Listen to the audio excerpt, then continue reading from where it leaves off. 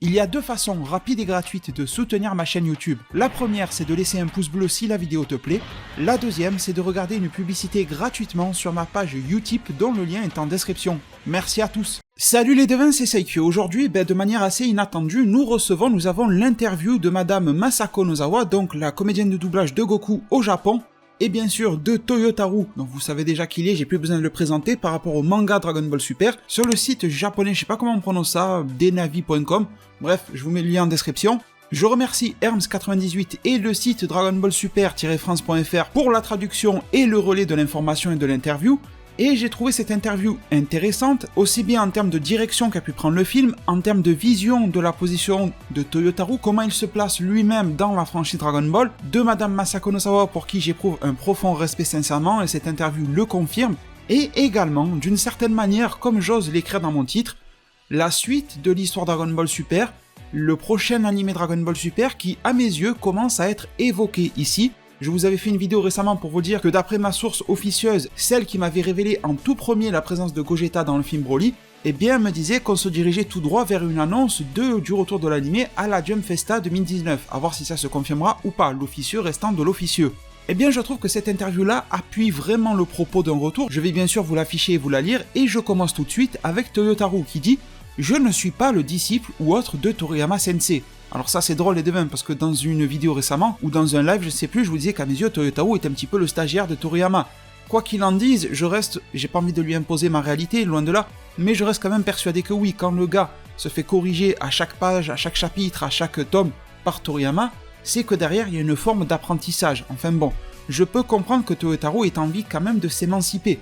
Il dit même « Je suis juste un fan qui dessine pour le plaisir », il y a sûrement des gens plus doués que moi pour reproduire son style artistique en parlant de Toriyama, et même des gens plus doués pour dessiner les scènes de combat ou les gags. Évidemment, je me donne à fond pour sortir le meilleur, mais j'ai encore un long chemin pour y arriver. Donc c'était un incroyable honneur de dessiner cette suite.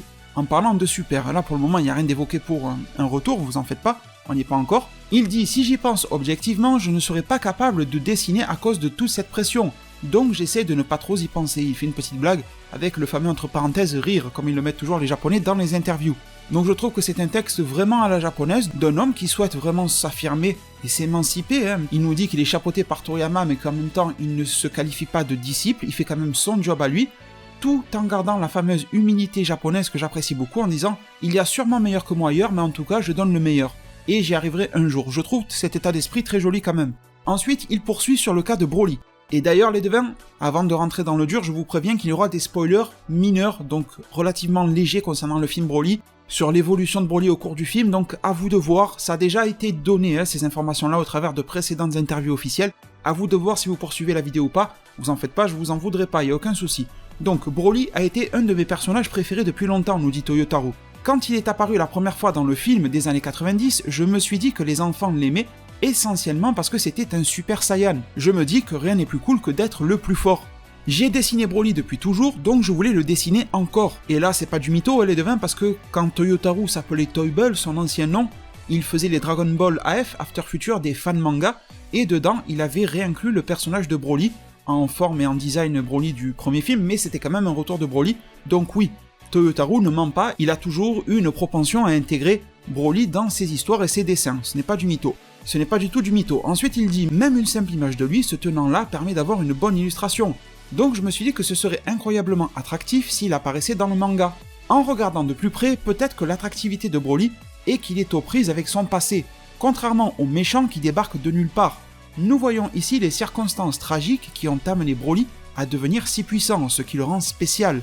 Avec ce nouveau film, Toriyama Sensei a utilisé Broly pour mettre en place une histoire connectant tout, depuis la naissance des Saiyans jusqu'à Freezer, avec des destins croisés jusqu'à nos jours.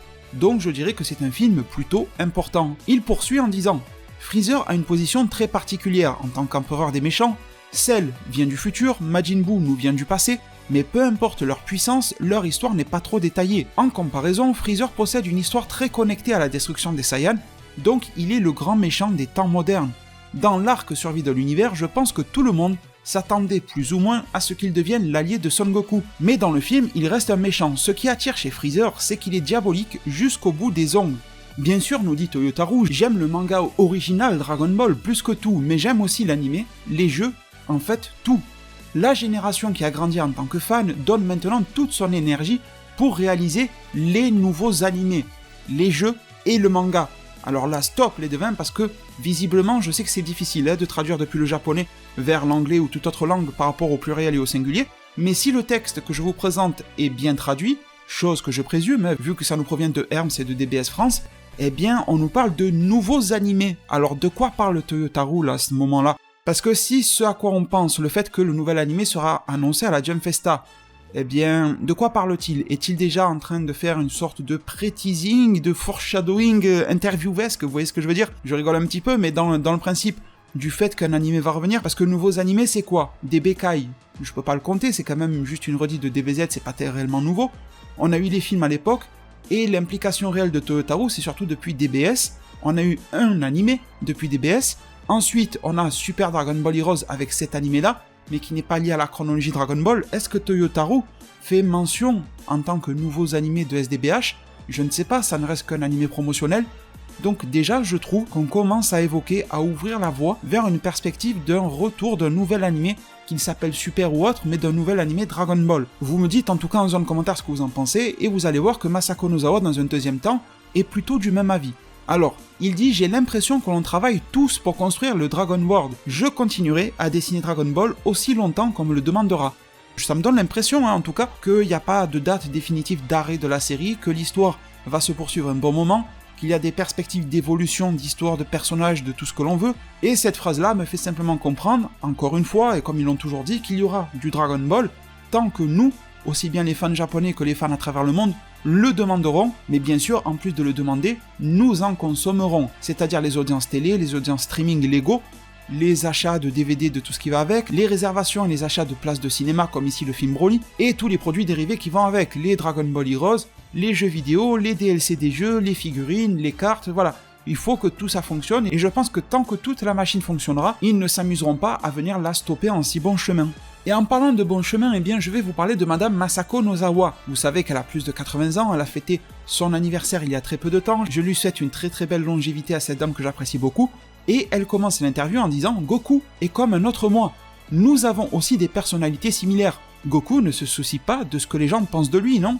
Je suis pareil. Aussi longtemps que je ne dérange pas les autres, je me fiche de ce qu'ils pensent de moi.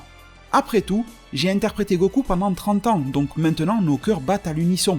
Je ressens toujours Goku à mes côtés, prêt à intervenir à tout moment. En effet, je deviens Goku dès que je rentre dans le studio d'enregistrement. Le film enchaîne les combats les uns après les autres, donc mon souvenir principal c'est de crier constamment, avec, bon je vais pas imiter le cri mais vous le voyez à l'écran. Après l'enregistrement, Bin Shimada-san qui interprète Broly était épuisé de crier autant, donc je l'ai pris par les épaules et je lui ai demandé si ça allait.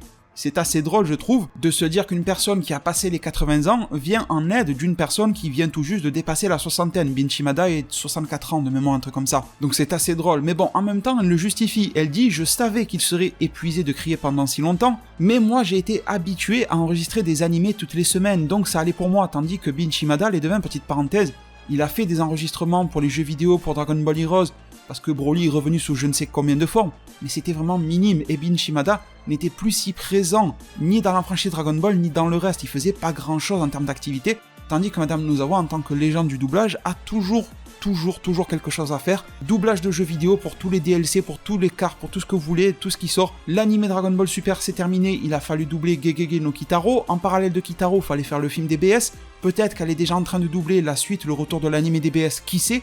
Donc elle a toujours énormément de boulot, mais en même temps, ça la garde en forme. Et elle reprend en disant « Donc ça allait pour moi, étant habitué à faire ça toutes les semaines, j'ai juste ressenti que je criais plus fort que d'habitude, je ne suis jamais fatiguée. Je suis vraiment très curieuse de comprendre ce que ça veut dire fatigué. » Et là, elle se met à rire. Dans une dernière partie de l'interview, elle nous dit « Goku ne se bat pas parce qu'il déteste son adversaire, si quelqu'un a un comportement maléfique, alors il se bat pour restaurer la paix. Mais vu que ses adversaires sont puissants, il s'entraîne pour améliorer ses capacités également. C'est pourquoi Goku ne connaît pas le concept d'ennemi. Une fois le combat terminé, tout le monde est ami. J'aime cet aspect de Goku. Même les comportements de Piccolo et de Vegeta ont été changés par leur contact avec Goku.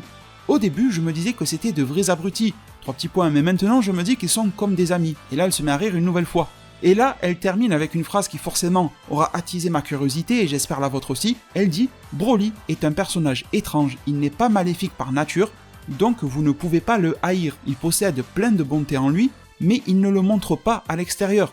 Je pense qu'alors qu'il interagit avec Goku, ces parties de lui qui étaient mises de côté depuis longtemps sont naturellement ressorties et leur relation a changé. J'espère que Goku va continuer à rencontrer toutes sortes de personnes et évoluer en une personne encore meilleure. Alors certes, les devins, ça n'est qu'une espérance de la part de Madame Masako Nozawa, mais je suis sûr que cette dame, même si elle n'est qu'une voix, entre parenthèses quand même, du personnage principal de l'œuvre, et qu'elle n'est pas productrice ou quoi que ce soit, c'est pas elle qui met les billets sur la table pour faire la suite de l'anime, je suis sûr qu'elle est au courant de ce qui va se faire ou pas.